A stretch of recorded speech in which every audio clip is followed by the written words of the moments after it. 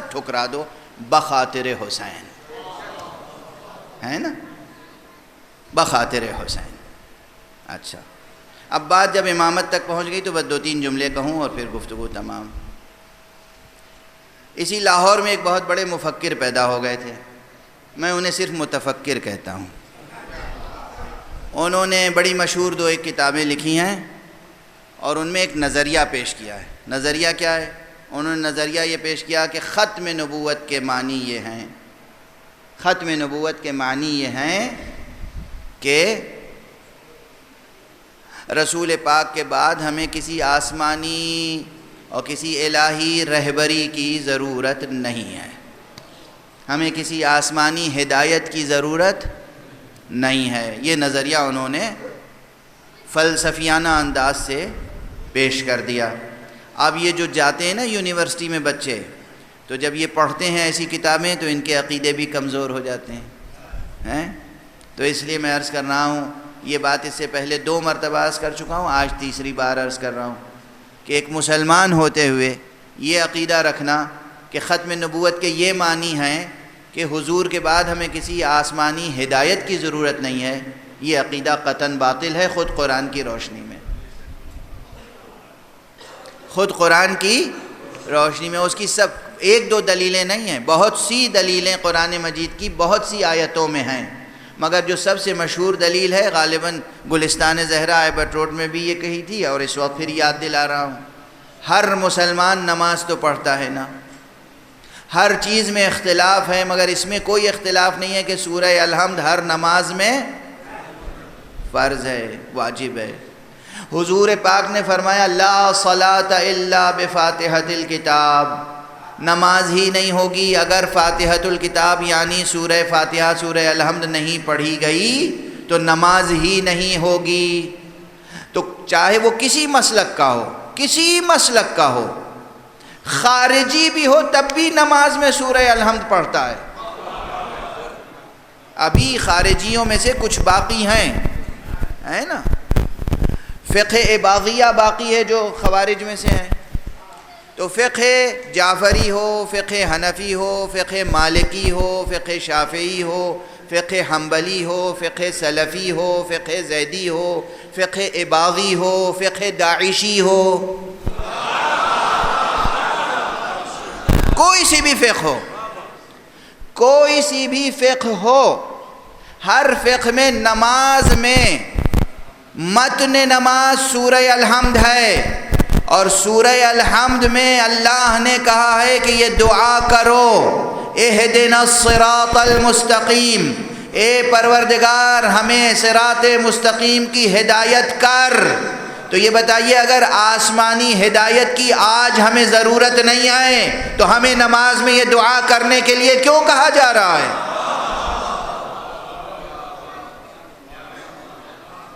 واضح ہے؟ اس کے معنی ہے کہ آج بھی ہدایت کی ضرورت ہے، اور جب آج بھی ہدایت کی ضرورت ہے تو اس کے معنی ہے کہ وہ تفسیر قطعاً غلط ہے۔ جو یہ کہا گیا کہ ختم نبوت کے معنی یہ ہیں کہ اس کے بعد ہمیں آسمانی ہدایت کی ضرورت نہیں ہے، بشر کو، انسان کو ہمیشہ آسمانی ہدایت کی ضرورت رہے گی۔ ختم نبوت کے معنی یہ ہیں کہ اب وحی تشریعی کسی پر نازل نہیں ہوگی، شریعت مکمل ہو گئی، وحی اب نازل نہیں ہوگی، جبرائیل اب کوئی نیا قانون لے کر نہیں آئیں گے، جبرائیل قانون لے کر نہیں آئیں گے، جبرائیل آئیں گے ہو سکتا ہے کسی کا جھولا جھلانے کے لیے آ جائیں، ہو سکتا ہے کسی در پہ جھاڑو دینے کے لیے آ جائیں، ہو سکتا ہے کسی بچے کو سنبھالنے کے لیے آ جائیں، مگر کوئی نئی کتاب لے کر اب نہیں آئیں گے۔ ختم نبوت کے یہ معنی ہیں۔ عجیب و غریب فقرہ کہہ دیا، عام فہم سا فقرہ تھا، خاک روبی کہہ دیتا تو سب کی سمجھ میں آتا۔ جبرائیل، ایسے بھی در ہیں، ایسے بھی گھر ہیں جہاں جبرائیل اپنے شہپر سے خاک روبی کرنا فخر سمجھتے ہیں، فخر سمجھتے ہیں، فخر سمجھتے ہیں۔ ایسے بھی در ہیں جہاں جبرائیل اپنے شہپر سے خاک روبی فخر سمجھتے ہیں۔ لیکن اب جبرائیل علیہ السلام کوئی نئی کتاب لے کر نہیں آئے۔ ختم نبوت کے یہ معنی ہے، قرآن آخری کتاب ہے، محمد ابن عبداللہ آخری نبی ہیں، اور شریعت مکمل ہو گئی۔ لیکن ہمیں تو ضرورت اب بھی ہے ہدایت کی۔ اب ہمیں جو اب بھی ضرورت ہے ہدایت کی، تو اس کی راہ کیا ہے؟ اس کی راہ یہ ہے کہ جو اس سورے میں بتائی گئی۔ ختم نبوت کے معنی ہے کہ قیامت تک آنے والے انسانوں کی ہدایت کا بار گراں، یہ سنگین بوجھ کس کے کندھوں پر ہے؟ حضرت محمد ابن عبداللہ کے کندھوں پر، ٹھیک ہے نا؟ بوجھ کو کیا کہتے ہیں؟ وزن یا وزر، وزر بھی کہتے ہیں بوجھ کو، بار کو، اور جو وزر اٹھائے اسے کہتے ہیں وزیر۔ اتنی بات سمجھ میں آ گئی؟ جو وزر اٹھائے اسے کہتے ہیں وزیر۔ یہ بار گراں نبی کے کندھوں پر ہے، اور یہ کتنا گراں بار ہوتا ہے اسے آپ اس سے پہلے قرآن ہی کی تشریح، قرآن ہی کے آیتوں میں تلاش کر لیں۔ جناب موسیٰ اولو العزم پیغمبر، جناب موسیٰ اولو العزم پیغمبر، ان پر اللہ نے کتاب نازل کی اور ہدایت کے لیے مبعوث کیا، رسالت عطا کی۔ جناب موسیٰ نے فوراً دعا کی۔ سورہ طٰہٰ میں یہ دعا موجود ہے۔ کیا دعا کی؟ رب اشرح لی صدری، پروردگار میرے سینے کو کشادہ کر دے، ویسر لی امری، اور میرے امر کو، میری مہم کو آسان کر دے، واجعل لی وزیرا من اہلی واحلل عقدۃ من لسانی واجعل لی وزیرا من اہلی، میری زبان کی گرہوں کو کھول دے، مجھے طلاقت لسانی عطا فرما، اور میرے لیے کوئی وزیر قرار دے۔ وزیر کے معنی کیا ہیں؟ کہ جو میرے ساتھ کار ہدایت پہ میرا وزن اٹھائے، اس بوجھ کو بٹائے، اس درد میں میرا ہمدرد رہے، ٹھیک ہے؟ اور اس کے بعد مزید تشریح انہی آیتوں میں ہے، ہارون اخی، کسی اور کو نہیں، میرے بھائی ہارون کو میرا وزیر بنا۔ یہ سلسلہ آیات سورہ طٰہٰ میں موجود ہے، واضح ہے۔ یہاں رب اشرح لی، پروردگار میرے لیے شرح صدر فرما، امری، اور میرا امر، میری مہم آسان کر دے، واحلل عقدۃ من لسانی، اور میری زبان کی گرہوں کو کھول دے، واجعل لی، دعا ہے، واجعل لی وزیرا من اہلی، اور میرے لیے میرے اہل میں سے وزیر بنا دے۔ واضح ہے، یہ دعا ہے جناب موسیٰ کی۔ جب جناب موسیٰ اتنا وزن وہ محسوس کر رہے تھے کہ انہیں وزیر کی ضرورت ہوئی، جبکہ معلوم ہے کہ جناب موسیٰ کے اوپر ذمہ داری بہت تھوڑے دنوں کی تھی، چند صدیوں کی، اس سے زیادہ کی نہیں، بلکہ بنی اسرائیل کی، اس سے زیادہ کی نہیں۔ اور جو خاتم النبیین ہے اس کے اوپر کتنا وزن ہوگا؟ جو صرف عرب کے لیے نہیں بھیجا گیا، عرب و عجم، مشرق و مغرب، شمال و جنوب، تمام عالم انسان کے لیے نبی بنا کے بھیجا گیا، اور صرف انسانوں کے لیے نہیں، جنوں کے لیے بھی نبی بنا کے بھیجا گیا، اور صرف ایک صدی کے لیے نہیں، قیامت تک کے لیے نبی بنا کے بھیجا گیا۔ اس کے اوپر کتنا بوجھ ہوگا، کتنا وزن ہوگا، اور اسی لیے یہ سورہ نازل ہوا۔ پروردگار نے کہا الم نشرح لک صدرک، اے رسول کیا ہم نے تمہارا سینہ کشادہ نہیں کیا؟ اس کے بعد کیا فرمایا؟ الم نشرح لک صدرک ووضعنا عنک وزرک، اور کیا ہم نے تمہارا وزر، تمہارا بوجھ اتارا نہیں؟ سوال یہ ہے کہ وزر، بوجھ پیغمبر کے کاندھوں پر تھا، یہ پیغمبر کے کاندھوں سے اتار کر جس کاندھے پہ رکھا گیا ہوگا وہی تو وزیر ہوگا۔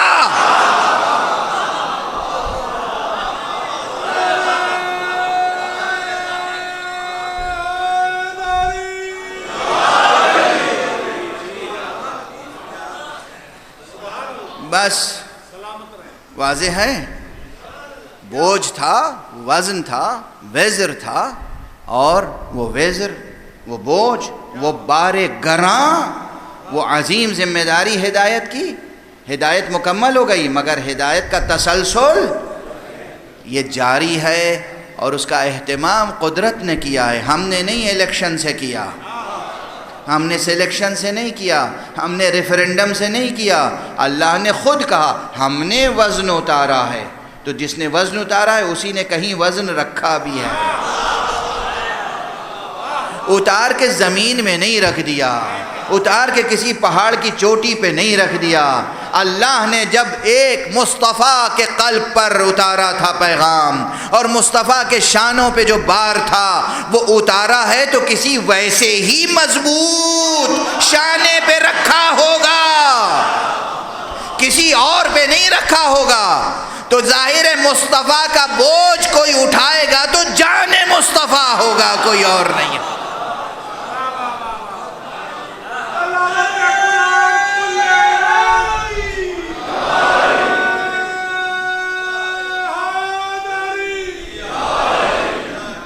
بس تبرکاً یہ تذکرہ کر دیا، تبرکاً یہ تذکرہ کر دیا۔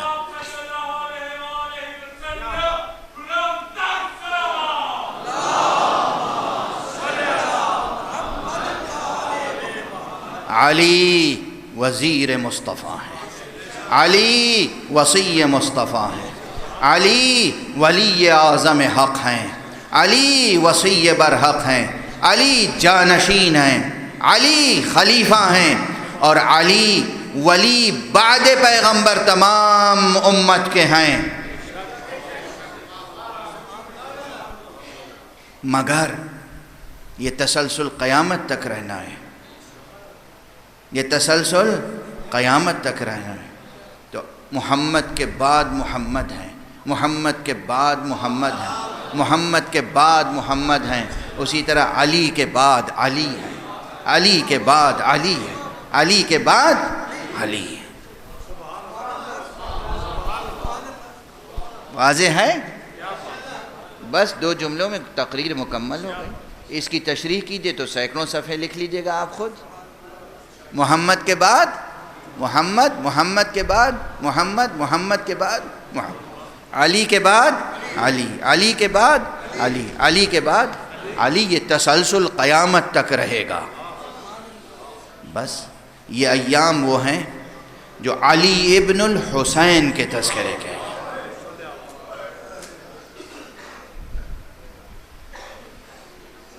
علی ابن الحسین زین العابدین سید الساجدین، کیسے کیسے حالات میں توحید و نبوت و ولایت کا اعلان کیا ہے۔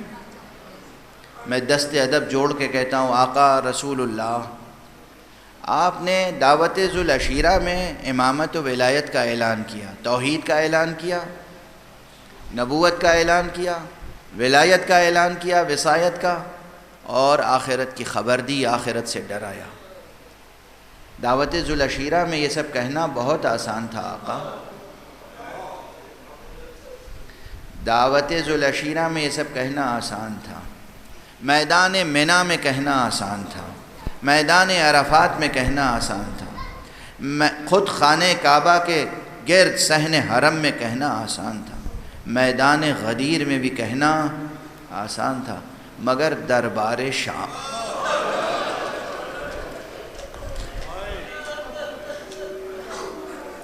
اجرکم علی اللہ، اجرکم علی اللہ، خدا ان آنکھوں کو ہمیشہ نورانی رکھے جو غم حسین میں گریا کرتی ہیں۔ خدا کی قسم یہ معصوم کا وعدہ ہے، امام معصوم کا وعدہ ہے، روز محشر وہ آنکھیں بے نور نہیں ہوں گی جو غم حسین میں گریا کرنے والی آنکھیں۔ کس طرح آقا نے دربار شام میں پیغام پہنچایا ہے۔ اب مجھ میں طاقت نہیں ہے کہ پورا خطبہ پڑھ سکوں، مگر چند فقرے۔ کیفیت کیا ہے، حالات کیا ہیں؟ آج 2 سفر ہے، آج روز شہادت حضرت زید شہید بھی ہے۔ کس المناک طریقے سے انہیں شہید کیا گیا، خاص طور سے جو سادات زیدیاں ہیں ان کے جد کی شہادت کا روز ہے۔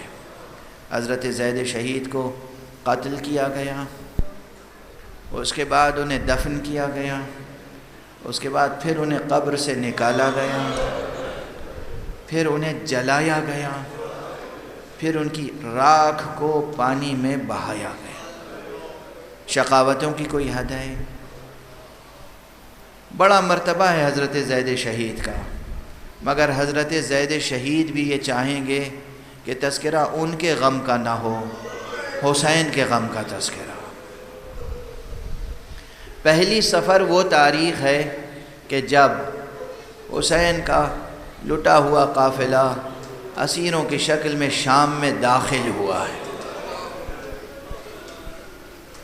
اور کس طرح داخل ہوا ہے اب کچھ پڑھنے کی گنجائش نہیں ہے، آپ خود گریہ فرما رہے ہیں۔ شام میں کتنی تکلیفیں ہوئی ہیں سید سجاد کو،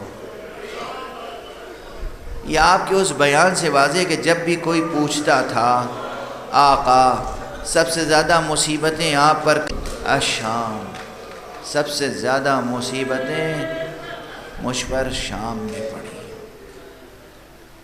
کیا ماحول تھا، کیا اذیتیں تھیں، کیا مصائب تھے، آپ اندازہ کر سکتے ہیں۔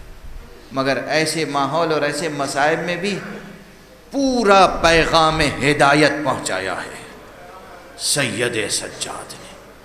کس شکوہ کے ساتھ، کس جلال کے ساتھ، کس قوت اور اعتماد کے ساتھ۔ جب دربار میں داخل ہوئے ہیں تو صدموں سے تو اسی وقت چور تھے، کیسے کیسے صدمے تھے معلوم ہے نا۔ دربار میں داخل ہونے سے پہلے بازار شام سے گزارا گیا۔ وہ بازار شام جہاں ہزاروں کی تعداد میں تماشائیوں کا ہجوم تھا اور جہاں سر برہنہ بیبیاں تھیں، بے مقنع و چادر، زینب کبریٰ، ام کلثوم، رباب، لیلی، سکینہ، رقیہ۔ اور جب مخدرات عصمت کا یہ عالم تھا تو ان کی کنیزوں کا کیا عالم ہوگا۔ بھوک، پیاس، سفر کی خستگی اور بے پردگی، سنتے رہتے ہیں نا وہ منظر کہ جب بی بی کو یقین آ گیا کہ اب دربار میں جانا ہے تو ایک مرتبہ کہا بیٹا سید سجاد ان اشقیاء کو ذرا غیرت تو دلاؤ، یہ کہو تو صحیح کہ ہمیں اس عالم میں دربار میں لے جائیں گے۔ دربار میں تو مشرک بھی ہیں، کافر بھی ہیں، مسیحی بھی ہیں، یہودی بھی ہیں، دربار میں تو نہ جانے کون کون ہے، انہیں غیرت نہیں آتی رسول کی بیٹیوں کو اس طرح دربار میں لے کے جانا چاہتے۔ اس مقام پر مختلف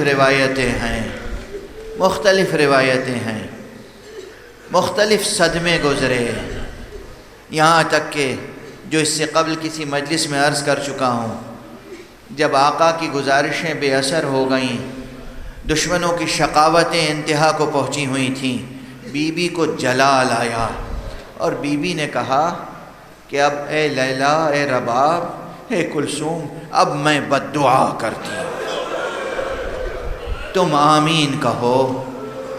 یہ سب صدمے کی باتیں ہیں نا۔ سرکار امام زین العابدین کے دل کی کیا کیفیت ہوگی۔ ایک مرتبہ امام زین العابدین حجت خدا ہیں، وقت کی نزاکت و مصلحت کو سمجھتے ہیں، آگے بڑھے، بابا کا سر دیکھا نو کے نیزہ پر، دیکھا آنکھوں سے آنسو جاری ہیں، آگے بڑھے اور دست ادب جوڑ کے کہا پھوپھی اماں آپ میری پھوپھی ہیں، آپ نے بہت صدمے اٹھائے ہیں، مجھے کچھ کہنے کی سکت نہیں ہے، حفظ مراتب کا مجھے خیال ہے، میں کچھ نہیں کہتا ہوں، بابا کے سر مبارک کو دیکھ لیں۔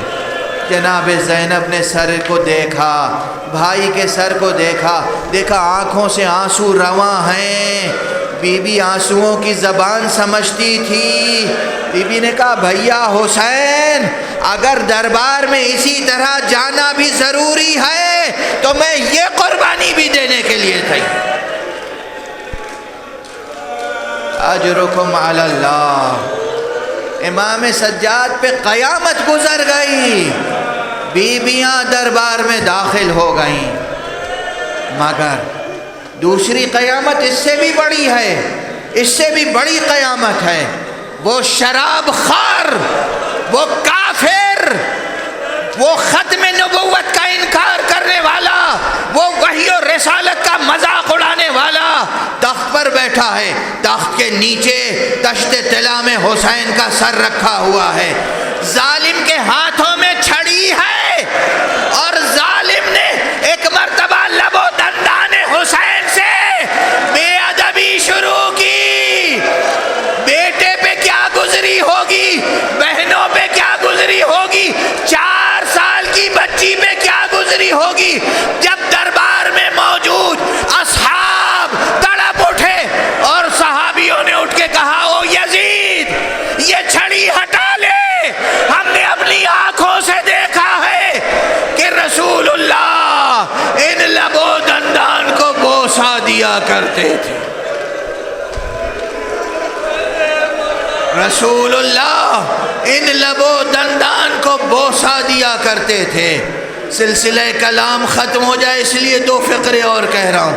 یہ ماحول ہے، قیامتوں پہ قیامتیں گزر رہی ہیں، مگر علی ابن الحسین اپنے وقت کا علی بھی ہے، اپنے وقت کا محمد بھی ہے، آسمانی ہدایت کو پہنچا رہا ہے۔ جب موقع آیا دربار کے زرخرید غلام نے، خطیب نے دربار میں ختم نبوت اور اہل بیت رسالت کی شان میں گستاخیاں کی، سید سجاد نے کہا او یزید کیا اجازت ہے کہ میں بھی اپنی بات کہوں؟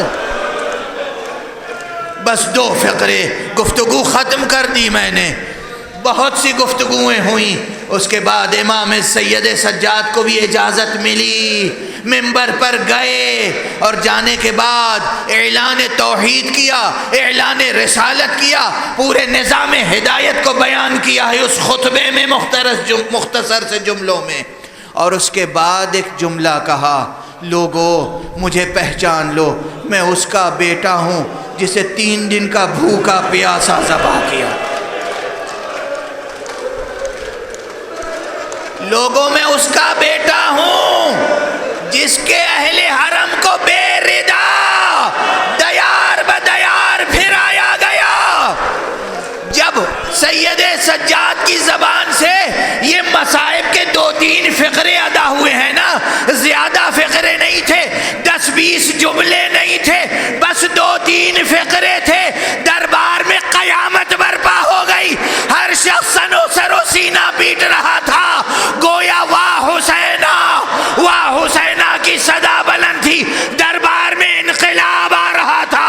جب یزید لعین نے اپنے مؤذن کو اذان دینے کے لیے راغب کیا ہے اور اس طریقے سے امام سجاد کا خطبہ قطع ہوا ہے، منقطع ہوا ہے، مگر امام کا خطبہ آج بھی فضا میں گونج رہا ہے۔ پروردگار مسلمانوں کے دلوں کے کانوں کو کھول دے، پروردگار ہمارے شیعیان اہل بیت کے دلوں کے کانوں کو کھول دے، ہمارے گوش دل واہ ہو جائیں، پروردگار ملت اسلامیہ کو صدائے سید سجاد سے ہم آہنگ کر دے، پروردگار ہمیں امانت دار توحید بنا دے، پروردگار ہمیں وفادار ختم نبوت بنا دے، پروردگار ہمیں ولایت کا پاسدار بنا دے، پروردگار ہمیں سچا عزادار بنا دے، پروردگار ہمیں غم حسین کی تجارت کرنے سے باز رکھ، پروردگار ہمارے جوانوں کی زندگیوں میں اپنی رونقیں اور برکتیں بھر دے، پروردگار وارث خون حسین کو اذن ظہور عطا فرما اور ان کے ہاتھوں سے اپنی رأفت و رحمت و عدالت کا پرچم لہرا دے۔